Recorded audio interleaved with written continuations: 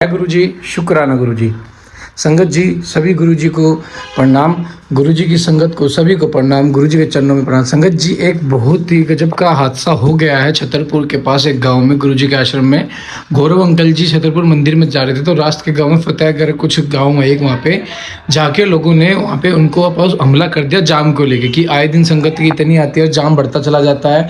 तो उस चीज़ को देखते हुए तो उन्होंने हमला करने की कोशिश करी, लेकिन हमारे गुरुजी ने तो ऐसी शिक्षा दी नहीं कि उनका परिणाम, क्योंकि गौरव अंकल जी के पास देखो पावर है। हम गौरव अंकल जी चाहे तो उनका जवाब उल्टे तरीके से भी दे सकते हैं, लेकिन गौरव अंकल जी ने बहुत ही सरल स्वभाव रखा, मीठे बोल रखे और संगत जी वहाँ पे जाके उस चीज़ को शॉर्ट आउट कर दिया है। और संगत जी देखो, गुरु जी के मान सम्मान भी रखा है। चाहते तो संगत जी बहुत कुछ बात बिगड़ सकती थी। देखो संगत जी, हमें भी यह ध्यान रखना पड़ेगा, अगर हम बड़े मंदिर जाते हैं, बड़े मंदिर अगर हम जाते हैं तो अपना गाड़ी को ऐसी जगह पार्क करें या ड्राइव हम ऐसी जगह करें जहां हमें अच्छे से सेफ फील हो, जहां हमें अच्छे से गाड़ी को ट्रैफिक ना लगे, ताकि किसी को आने जाने में प्रॉब्लम ना हो और संगत जी वहाँ के लोगों को, लोकल्स को भी कोई प्रॉब्लम ना हो, ताकि ऐसे हादसा दोबारा कभी ना हो। क्योंकि संगत जी से हमला करना अचानक से तो संगत जी बहुत बुरी बात होती है, बहुत ही दंडनीय चीज़ है। हम अगर हमसे भी कोई गलती हुई तो उसके लिए हम सभी माफ़ी। मैं सभी संगत को ये मैसेज पहुँचाना चाहता हूँ, कभी भी आप अपनी गाड़ी से बड़े मंदिर जाए तो ट्रैफिक का पूरा ध्यान रखें, अच्छे से सेफ ड्राइव करें, ट्रैफिक ना लगने दे। संगत की सेवादार अंकल जी की बातें को माने और जो वहाँ बोले वहीं गाड़ी पार्क करें, क्योंकि काफ़ी संगत जी क्या कहती हैं कि अपनी मर्जी से कहीं पर भी गाड़ी लगा देती हैं। तो संगत जी, आज पाठ शुरू होने से पहले एक यही मैसेज था, कभी भी बड़े मंदिर जाए तो थोड़ा ध्यान रखें ट्रैफिक का, ताकि लोकल्स को प्रॉब्लम ना हो और जो घटना भी घटी है वो दोबारा कभी घटित ना हो। जय गुरु जी, शुक्राना गुरु जी। जय गुरु जी। संन्यास ग्रहण की शास्त्रीय विधि गणपति पूजन, होम तत्व शुद्धि, सावित्री प्रवेश, सर्व संन्यास और दंड धारण आदि का प्रकार। सकंद कहते हैं कि वामदेव तदंतर मध्याह्न काल में स्नान करके साधक अपने मन को वश में रखते हुए गंध पुष्प और अक्षत आदि पूजा द्रव्यों को ले आए और नृत्य कोण में देव पूजित राज गणेश की पूजा करें। गणानाम तवा इत्यादि मंत्र से विधि पूर्वक गणेश जी का आह्वान करें। आह्वान के पश्चात उनके स्वरूप का इस प्रकार ध्यान करना चाहिए। उनकी अंग कांति लाल है, शरीर विशाल है, सब प्रकार के आभूषण उनकी शोभा बढ़ा रहे हैं। उन्होंने अपने कर कमलों में कर्मशः पास, अंकुश, अक्षमाला तथा वर नामक मुद्राएं धारण कर रखी हैं। इस प्रकार आह्वान और ध्यान करने के पश्चात शंभु पुत्र गजानन की पूजा करके खीर, पुआ, नारियल और गुड़ आदि का उत्तम नैवेद्य निवेदन करें। तत्पश्चात तांबूल आदि दे उन्हें संतुष्ट करके नमस्कार करें और अपने अभिष्ट कार्य के निर्विघ्न पूर्ति के लिए प्रार्थना करें। तदंतर अपने गुह सूत्र में बताई हुई विधि के अनुसार उपासना अग्नि में अभाज्य आघान भागान हवन करके अग्नि देवता संबंधी यज्ञ विषयक स्थाली पाक होम करना चाहिए। इसके बाद भूस्वा इस मंत्र से पूर्ण आहुति होम करके उन हवन का कार्य समाप्त करें। तत्पश्चात आलस्य रहित हो अपहरण काल तक गायत्री मंत्र का जप करता रहे। तदंतर स्नान करके सायंकाल की संध्या उपासना तथा सायंकालिक उपासना संबंधी नित्य होम आदि करके मौन हो गुरु की आज्ञा ले चुरू पकाए। फिर अग्नि में समिधा, चुरू और घी की रुद्र सूक्त से और सदो दाता जाता आदि 5 मंत्रों से पथक पथक आहुति दे। अग्नि में उमा सहित महेश्वरी की भावना करें और गौरी देवी का चिंतन करते हुए गौरी मी माया इस मंत्र से 108 बार होम करके अग्नि स्विष्ट कृत्य स्वाहा इस मंत्र से 1 बार आहुति दें। इस प्रकार मंत्र से हवन करने के पश्चात विद्वान पुरुष अग्नि में उत्तर में एक आसन पर बैठे, इसमें नीचे कुशा, उसके ऊपर मृगचरम और उसके ऊपर वस्त्र बिछा हुआ हो। ऐसे सुख आसन पर बैठकर मौन भाव से स्थिरचित हो जागरण पूर्वक ब्रह्म मुहूर्त आने तक गायत्री का जप करता रहे। इसके बाद स्नान करे। जो जल से स्नान करने में असमर्थ हो वह भस्म से ही विधि पूर्वक स्नान करे और फिर उस अग्नि पर ही चूरू पकाकर उसे घी से तर्प करें। उसे उतार कर अग्नि से उत्तर दिशा में कुश पर रखें। पुनः घी से चूरू को मिश्रित करें। इसके बाद व्याहृति मंत्र, रुद्र सूक्त, सदोजात आदि 5 मंत्रों का जप करें और इनके द्वारा एक एक आहुति भी दें। चित्त को भगवान शिव के चरण अरविंदों में लगाकर प्रजापति, इंद्र, विष्णु, देव और ब्रह्मा के भी लिए भी एक एक आहुति दे। इन सब के नाम के आदि में ओम और अंत में नमः शिवाय जोड़कर चतुर्थी अंत उच्चारण करे तथा ओम प्रजापते नमः स्वाहा इत्यादि तत्पश्चात पुण्याय वाचन कराकर अग्नि स्वाहा इस मंत्र से अग्नि के मुख में आहुति देने तक का कार्य संपन्न करे। फिर प्राणाय स्वाहा इत्यादि 5 मंत्रों द्वारा धृत सहित चुरु की आहुति दे। इसके बाद अग्नि स्विष्कृत्य स्वाहा बोलकर एक आहुति और देता तदंतर फिर रुद्र सुक्ता ईशान आदि पांचों मंत्रों का जप करे, महेश आदि चतुर्व्यूह मंत्रों का भी पाठ करें। इस प्रकार तंत्र होम करके अपने गृह शाखा में बताई हुई पद्धति के अनुसार उन देवताओं के उद्देश्य से बुद्धिमान पुरुषांग होम करे। इस तरह जो अग्निमुख आदि कर्म तंत्र को परिवर्तित किया गया है उसका निर्वाह करके विरजा होम करे। 26 तत्व रूप इस शरीर में छिपे हुए तत्व समुदाय की शुद्धि के लिए विरजा होम करना चाहिए। उस समय यह कहे कि मेरे शरीर में जो ये तत्व हैं इन सब की शुद्धि हो। इस प्रसंग में आत्म तत्व की शुद्धि के लिए अरुण केतु के मंत्रों का पाठ करते हुए पृथ्वी आदि तत्व से लेकर पुरुष पर्यंत तत्व पर्यंत कर्मशः सभी तत्वों की शुद्धि के निमित्त धृत युक्त चरु का होम करे तथा शिव के चरणारविंदों का चिंतन करते हुए मौन रहे। पृथ्वी जल तेज वायु और आकाश ये पृथ्वी अव्यय आदि पंचक कहलाते हैं। शब्द स्पर्श रूप रस और गंध ये शब्द आदि पंचक हैं। वाक पाणी पाद वायु वायु तथा उपस्थ ये वाग आदि पंचक है। अक्षोत्तर नेत्र नासिका रसना और त्वक ये अक्षोत्रादि पंचक हैं। सिर पार्श्व पृष्ठ और उदर ये चार हैं। इनमें जांग को भी जोड़ ले फिर त्वक आदि 7 धातुएं हैं। प्राण अपान आदि 5 वायु को प्राण आदि पंचक कहा गया है। अनम आदि पांचों कोशों को कोश पंचक कहते हैं। उनके नाम इस प्रकार हैं: अन्नमय, प्राणमय, मनोमय, विज्ञानमय और आनंदमय।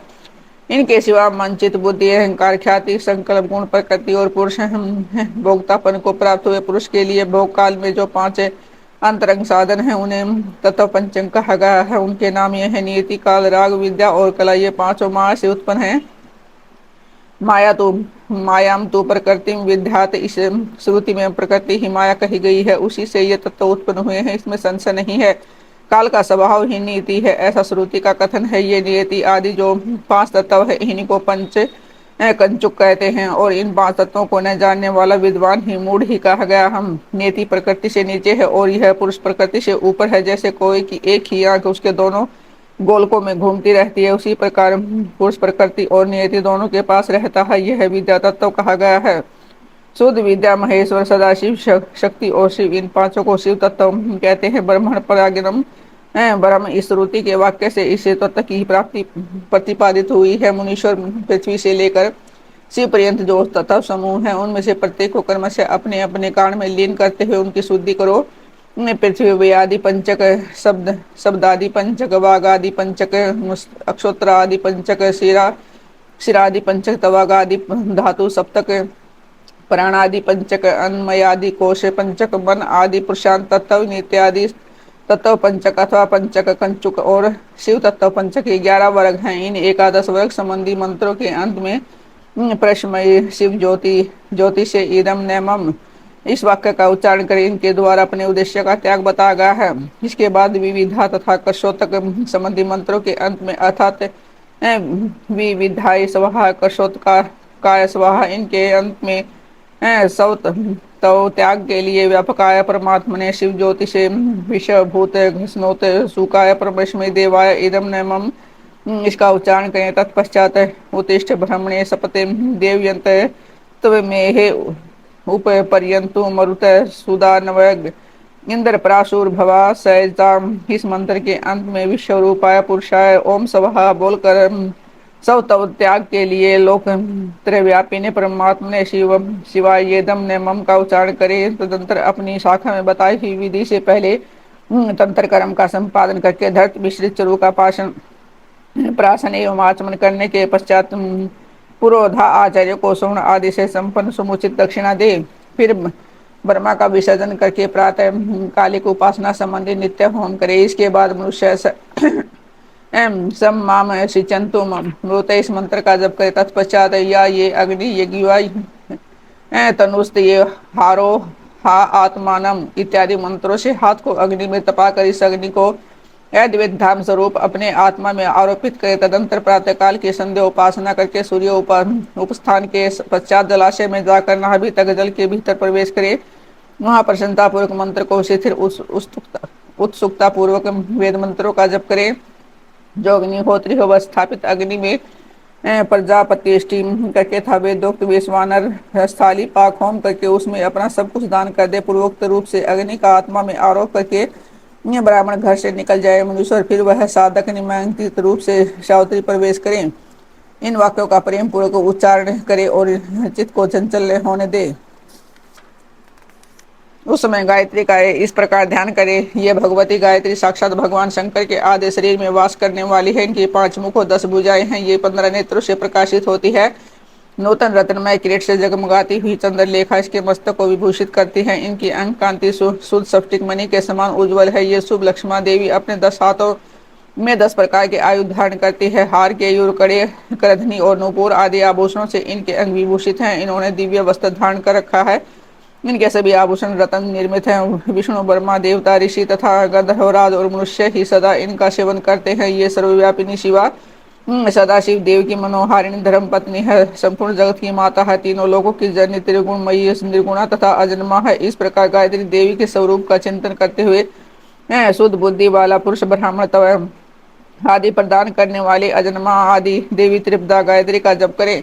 गायत्री वे हारतियों में से उत्पन्न हुई है और उन्हीं में लीन होती है। वे हारतियां प्रणव से प्रकट हुई है और प्रणव में ही लय को प्राप्त होती है। प्रणव संपूर्ण वेदों का आदि है और शिव का वाचक है। मंत्रों का राजा धीराज महाबीज स्वरूप और श्रेष्ठ मंत्र है। शिव प्रणव और प्रणव शिव कहा गया है क्योंकि वाच्य और वाचक में अधिक भेद नहीं होता। इसी महामंत्रों को काशी में शरीर त्याग करने वाले जीव के मरण काल में उन्हें सुनाकर भगवान शिव परम मोक्ष प्रदान करते हैं। इसलिए श्रेष्ठ यति अपने हृदय कमल के मध्य में विराजमान एक अक्षर प्रणव रूप परम कारण शिव देव की उपासना करते हैं। दूसरे मुमुक्षु, धीर एवं विरक्त लौकिक पुरुष भी मन से विषयों का परित्याग करके प्रणव रूप परम शिव की उपासना करते हैं। इस प्रकार गायत्री का शिव वाचक प्रणव में लय करके अहम वृक्ष से रेदिवा का अनुवाक का जप करे। तत्पश्चात यश छंद सामरीशभम इस अनुवाक को आरंभ से लेकर श्रुतम में गोपाय तक पढ़कर कहें। दारेशणायाश्च वितेषणायाश्च लोकेशणायाश्च वितुथो अहम, अर्थात मैं स्त्री की कामना, धन की कामना और लोगों में ख्याति की कामना से ऊपर उठ गया हूँ। मुने इस वाक्य का मन मध्यम और उत्सव से कर्म का 3 बार उच्चारण करें। तत्पश्चात सृष्टि, स्थिति और लय के कर्म से पहले प्रणव मंत्र का उद्धार करके फिर कर्म से इन वाक्यों का उच्चारण करें। इन वाक्यों का मंद मध्यम और उच्च स्वर से हृदय में सदाशिव का ध्यान करते हुए सावधान चित्त से उच्चारण करे। तदंतर अभ्यर्थम सर्वभूतेभ्यो मत स्वाहा, मेरी ओर से सब प्राणियों को अभ्यदान दिया गया है। ऐसा कहते पूर्व दिशा में एक अंजलि जल लेकर छोड़े। इसके बाद शिखा के शेष बालों को हाथ से उखाड़े डाले और योगोपवीत को निकाल कर जल के साथ हाथ में ले इस प्रकार कहे, ओम भूम समुद्रम गच्छ स्वाहा। यो कहकर उसका जल में ही होम कर दे। फिर ओम भू सन्यस्तम मया, ओम भू सनस्तम मया, ओम सु सनस्तम मया, इस प्रकार 3 बार कहकर 3 बार जल को अभिमंत्रित करके उसका आचमन करे। फिर जलाशय के किनारे उसका वस्त्र और कटी सूत्र को भूमि पर त्याग देता है। उत्तर या पूर्व की ओर मुख करके 7 पद से कुछ अधिक चले। कुछ दूर जाने पर आचार्य उनसे कहे, ठहरो ठहरो, भगवान लोक व्यवहार के लिए कोपिन और दंड स्वीकार करो। यो कहे आचार्य अपने हाथ से ही उसे कटी सूत्र और कोपिन देकर गेरुआ वस्त्र भी अर्पित करे। तत्पश्चात सन्यासी जब उससे अपने शरीर को ढककर 2 बार आचमन कर ले तब आचार्य शिष्य से कहे, इंद्रस्थ वज्रो असी, यह मंत्र बोलकर दंड ग्रहण करो। तब वह इस मंत्र को पढ़े और सखा माँ गोपायो सखा यो असी इंद्रस्य वज्रो असी वार्तर घन शरम से भव यत पापम तनिवराय, इस मंत्र का उच्चारण करते हुए दंड की प्रार्थना करके उसे हाथ में ले ले। तत्पश्चात प्रणव या गायत्री का उच्चारण करके कंठमंडलू ग्रहण करे। तदनंतर भगवान शिव के चरणारविंद का चिंतन करते हुए गुरु के निकट जाओ। वह 3 बार पृथ्वी में लौटकर दंडवत प्रणाम करे और इस प्रकार अपने मन को पूर्णतया संयम में रखे। फिर धीरे से उठकर प्रेम पूर्वक अपने गुरु की ओर देखते हुए हाथ जोड़कर उनके चरणों के समीप खड़ा हो जाए। संन्यास दीक्षा विषय कर्म आरंभ होने के पहले ही शुद्ध गोबर लेकर आवले बराबर उनके गोले बना ले और सूर्य की किरणों से उन्हें सुखाए। फिर होम आरंभ होने पर उन गोलों को होमाग्नि के बीच में डालें। होम समाप्त होने पर उन सबको संग्रह करके सुरक्षित रखें। दंड धारण करने के पश्चात गुरु विरजाग्नि जनित उस सफेद भस्म को लेकर उसी को शिष्यों के अंगों में लगाएं अथवा उसे लगाने की आज्ञा दे। उसका कर्म इस प्रकार है, ओम अग्नि रीति भस्म, वायु रीति भस्म, जल मिति भस्म, सथल मिति भस्म, भस्म व्योमेति भस्म, सर्व है वा इदम भस्म मन इत्यादि चक्षुषी। इस मंत्र से भस्म को अभिमंत्रित करे। तदंतर ईशान आदि 5 मंत्रों द्वारा उस भस्म का शिष्य के अंगों से स्पर्श कराकर उसे मस्तक से लेकर पैर और सर्वांग में लगाने के लिए दे दे।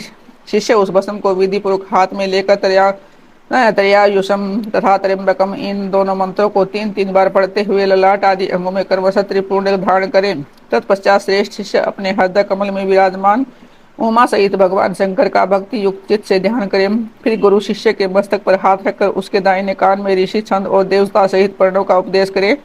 इसके बाद कृपा करके प्रणव के अर्थ का भी बोध कराएं। श्रेष्ठ गुरु को चाहिए कि प्रणव के 6 प्रकार के अर्थ का ज्ञान कराते हुए उसके 12 वेदों का उपदेश दे। तत्पश्चात शिष्य दंड की भांति पृथ्वी पर पड़कर गुरु को साष्टांग प्रणाम करे और सदा उनके अधीन रहे। उनकी आज्ञा के बिना दूसरा कोई कार्य न करे। गुरु जी की आज्ञा से शिष्य वेदांत के तात्पर्य के अनुसार सगुण निर्गुण भेद से शिव के ज्ञान में तत्पर रहे। गुरु अपने उसी शिष्य के द्वारा श्रवण मनन और निधियासन पूर्वक जबकि अंत में प्रातः है कालिक आदि नियमों का अनुष्ठान करवाए। कैलाश परस्तर नामक मंडल में शिव के द्वारा प्रतिपादित मार्ग के अनुसार शिष्य वहीं रहकर शिव पूजन करे। यदि गुरु के आदेश के अनुसार वह प्रतिदिन वहीं जाकर मंगलमय देवता शिव की पूजा करने में असमर्थ हो तो उनसे अर्घा सहित स्फटिकमय शिवलिंग ग्रहण कर ले और कहीं पर भी रहकर नित्य उसका पूजन किया करे। वह गुरु के निकट शपथ खाते हुए इस तरह प्रतिज्ञा करे कि मेरे प्राण चले जाए यह अच्छा है, मेरा सिर काट लिया जाए यह भी अच्छा है, परंतु मैं भगवान त्रिलोचन की पूजा किए बिना कदापि भोजन नहीं कर सकता। ऐसा कहकर सुदृढ़ चित्त वाला शिष्य मन में शिव की भक्ति लिए गुरु के निकट 3 बार शपथ खाए और तभी से मन में उत्साह रखकर उत्तम भक्ति भाव से पंचावरण पूजन की पद्धति के अनुसार प्रतिदिन महादेव जी की पूजा करें।